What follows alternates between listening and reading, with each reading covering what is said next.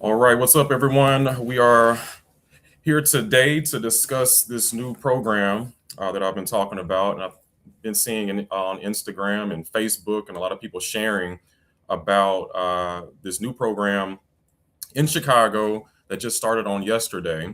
And so I'm wanted to invite David Browning, a loan officer with Neighborhood Loans, to come on and discuss the new homegrown down payment assistance program that's offered in Chicago. Looks like we're live on Facebook. We got IG up and YouTube up. Dave, how are you doing today, brother? Well, man, how are you? Man, I'm good. I'm good. It's hot outside, which I can appreciate. So, yeah, I'll take it because you know it can be cold in a minute.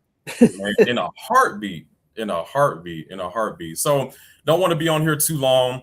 This program I think just started on Monday. So, first things first, what are you seeing from a mortgage lender perspective, from a loan officer perspective, and why this program is even needed? Like, why would Brandon Johnson in Chicago even implement this program based on what you're seeing? Are there trends that you're seeing and struggles that you're seeing with buyers that this would even be necessary? Absolutely. The biggest obstacle to home ownership for most people is the down payment. Yeah. So, coming up with any program, whether it's from the city of Chicago or the state of Illinois or even federal programs that assist with down payment is always a needed factor. Okay. Okay. So, what can you tell us about this program? Because it's brand new. They just announced it yesterday. I guess it's active now and it's live now. So, who does this apply to? So this program will provide grants to qualified home buyers of 1 to 2 unit buildings, residential only, who have a fixed interest rate mortgage loan. The grant amount will provide up to $70,000 to qualified borrowers purchasing in what we call Zone A neighborhoods, and up to $50,000 to qualified home buyers purchasing in Zone B neighborhoods. Now that doesn't mean that you automatically get $70,000 or you automatically get $50,000 because you can Okay. only get 25% of what your sales price is. You see what I'm saying? Okay. So they're capping you at 25% of what the sales price is. Okay. Okay. Zone A is defined as an area where neighborhoods have recently experienced a substantial increase in sales prices.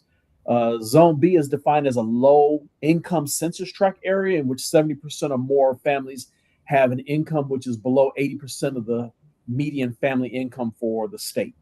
Okay. Um, Again, grant funds may not exceed 25% of the property purchase price before any purchase assistance is applied. So it's not like you can take 70K and use it for your down payment, use it for closing costs, and then use the rest to kind of go against your principal. Correct. And you cannot use any of that money that you're awarded towards any type of interest rate buy down. It can only really be used to offset down payment and closing costs or reduce the principal balance of the mortgage.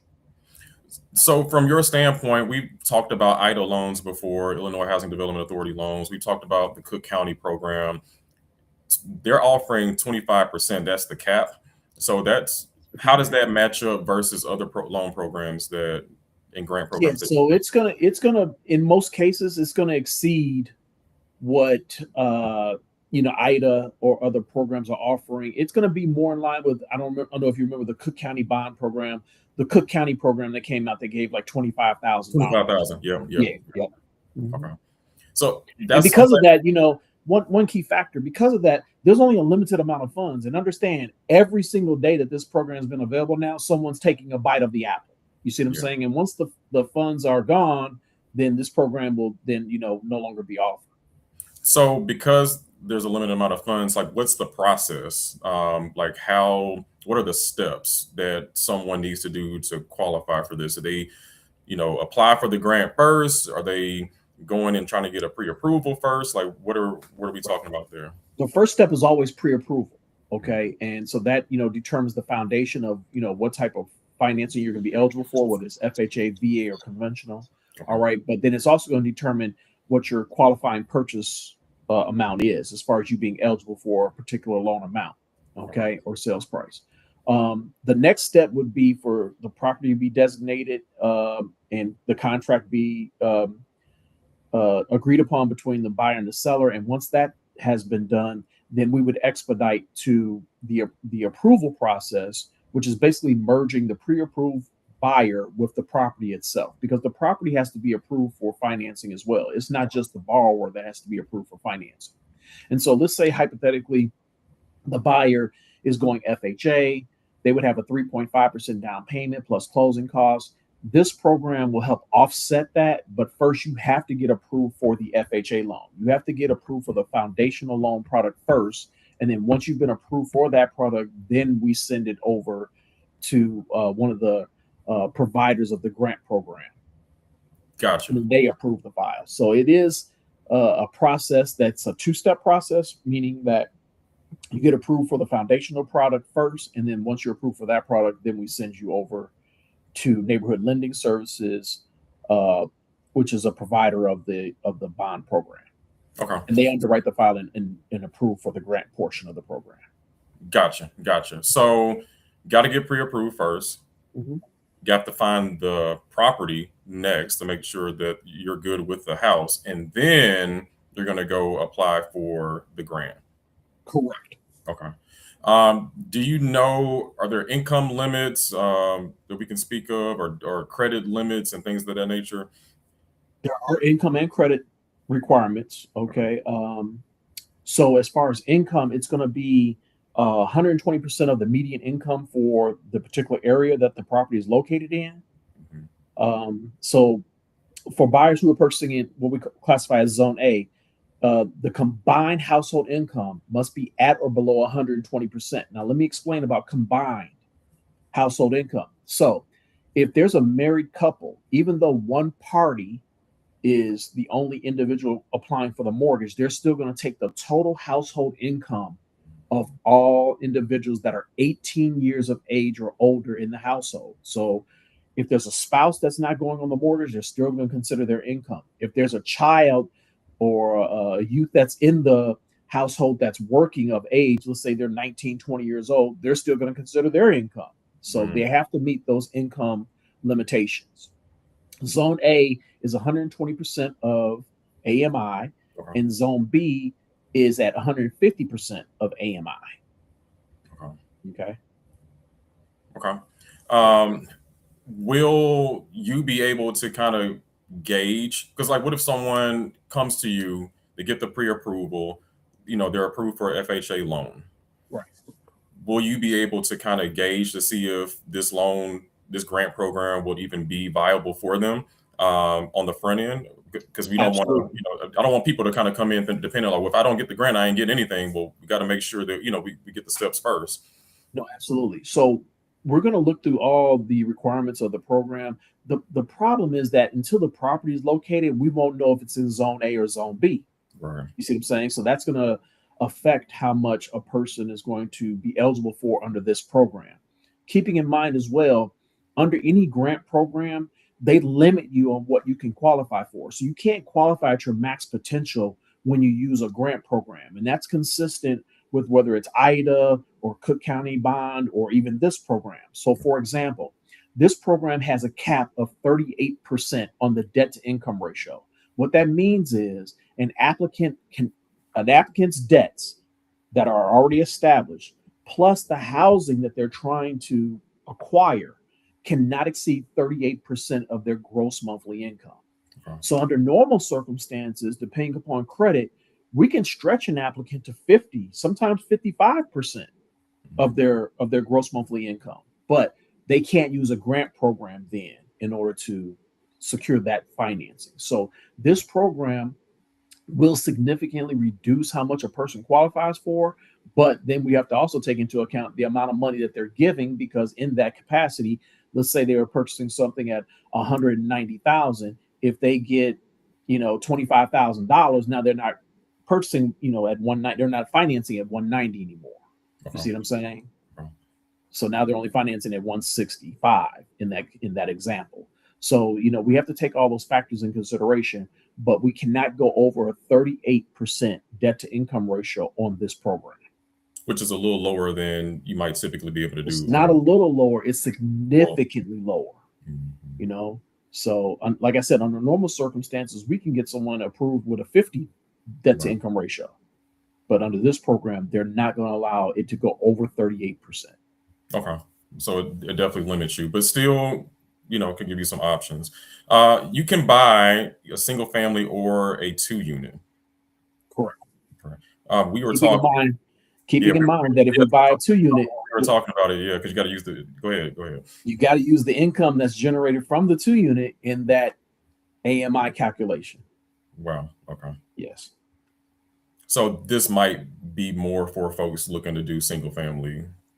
Well, it's available for 2-unit properties as long as the maths. Okay. Okay. Okay. Okay. Any other things that you think might be beneficial? Absolutely. Yeah. So you cannot currently own another home. Okay. And that's whether you bought another home or you inherited another home, however you came into acquisition of it, it doesn't matter. You cannot currently own another property. This is for first time home buyers only. A first time home buyer, by classification, is someone who has not owned a property in the last 3 years. So if someone owned a property 3 years and 6 months ago, and they haven't owned a property since then, like maybe they sold it 3.5 years ago, they are eligible. Okay. But someone who, sold a property that they owned 2 years ago is not considered a first-time home buyer. So you cannot currently own another home and you must be a first-time home buyer. Okay. You cannot own vacation or investment properties. So if you own a vacation home in another state, you are not eligible for this program. Okay. You can have no outstanding debts with the city of Chicago. So if there are any parking tickets or red light camera violations or outstanding water bills or administrative hearing debts, anything of that nature has to be resolved prior to getting approval for this program. Okay. And then the final item is the property must remain the primary residence for 5 years. There's a recapture clause of 5 years on this program. So if a person acquires this property, if they sell it, if they move out of it, it's no longer their primary residence, within the 5-year period, then their recapture clause will be enacted and they would have to repay the funds back at a prorated amount. As far as refinancing, applicants are allowed to refinance into a lower interest rate, but that's it. They would not be able to refinance and be able to access cash, do what we call a cash out refinance on this program within that 5-year period. Otherwise, the recapture clause would be enacted. And you would have to pay back the full amount. It's a prorated amount. So as time progresses on, this amount decreases. So the closer you get to the 5 years, the less you owe on it. Okay. Okay. So a lot of information. Wanted to get it out there. This new homegrown housing assistance program, strictly for Chicago, correct? Only for Chicago. So if you're in the burbs, Chicago. Okay. So if you're looking in the burbs, this one doesn't apply, but there are other options for you. So, David, how can they get in contact with you if they do want to learn more about just pre-approvals and financing in general, and also to kind of get a better understanding of this particular program? Absolutely. I can be reached by email at davidb@neighborhoodloans.com. And then my cell phone number is 773-230-5166. David Browning with Neighborhood Loans. Okay. One more time for that cell. 773-230-5166. Cool. And as always, feel free to reach out to me. I can get you in contact with David. Again, the first step is to get pre-approved, right? And then the next step is like you have to find that house. And we're talking about not just finding the house you're interested in. We're talking about finding the house that you have under contract ready to purchase. So we got to get those things underway first, and then we go after the potential grant program. So DM me, however you're watching this. Feel free to DM me, leave a comment. We'll love to get in contact with you and talk about buying in Chicago, get you connected with David. Even if this program is something that you feel like might not be a good fit based on whatever situation, you're not interested in Chicago, or like David said, like the funds run out. Like there are other programs that can still assist you with your down payment, with closing costs, with getting you into a new home. So there are a lot of options, but this one just came out, heard a lot of buzz about it. So wanted to get an expert in so we can actually talk through the details. So David, thanks for your time. Anything else before we get out of here? That's it. All right. Yeah. Get in contact with us.